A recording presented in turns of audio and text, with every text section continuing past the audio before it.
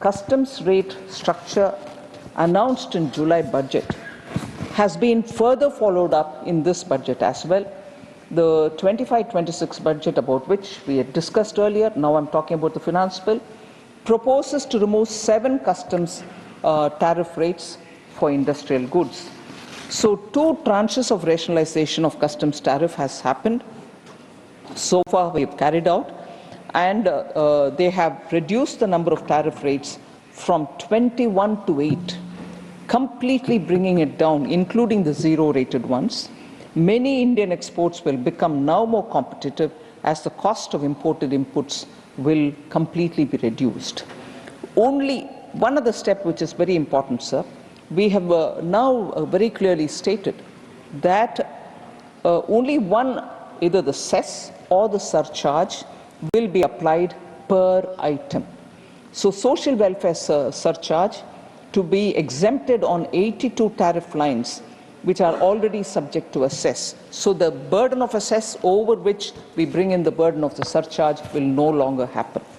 So the budget proposes to add 35 additional capital goods for the production of EV battery manufacturing, EV battery, and also 28 additional capital goods which are important for production of mobile phone battery are now being added to the exempted goods list. So they are not going to anymore be taxed. Therefore, we will be enabling the production of EV battery in this country and also more mobile phones and mobile phone batteries in this country. So those capital goods being exempted will actually benefit these 2 sectors. I've also read during the budget that fully we exempt basic custom duty on cobalt powder and waste, the scrap of lithium-ion battery, lead, zinc, and 12 more critical minerals. All these are in addition to the 25 critical minerals which were fully exempted from BCD in the July 2024 budget. So if you would see that consistently, budget after budget, we are coming up with reduction in duties so that India's aspiration for being a manufacturing hub and also India's aspiration in building capacities for battery manufacturing, advanced chemistry is being supported. So this is a consistent thing. I heard quite a few members saying, oh, the tariff war has started, so in response to the tariff announcements made by President Trump, here are we doing it.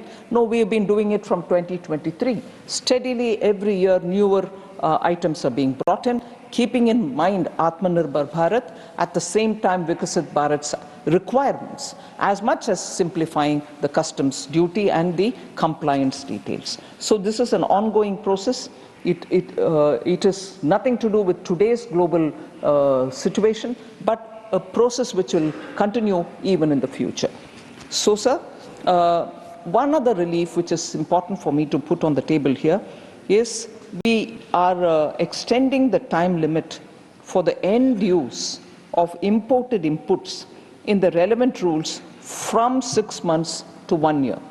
Just to explain this, there are a lot of exporters who import items and on the very clear understanding that these imports are for value addition or manufacturing of a product which will get exported.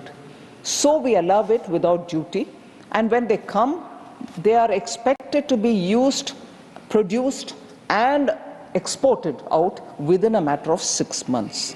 Many exporters had difficulty.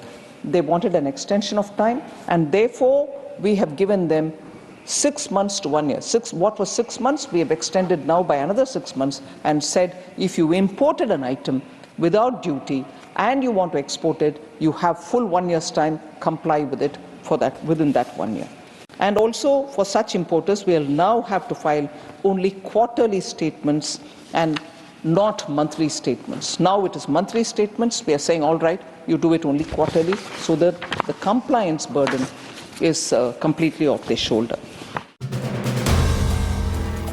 If you like the video, do like, comment, share and subscribe.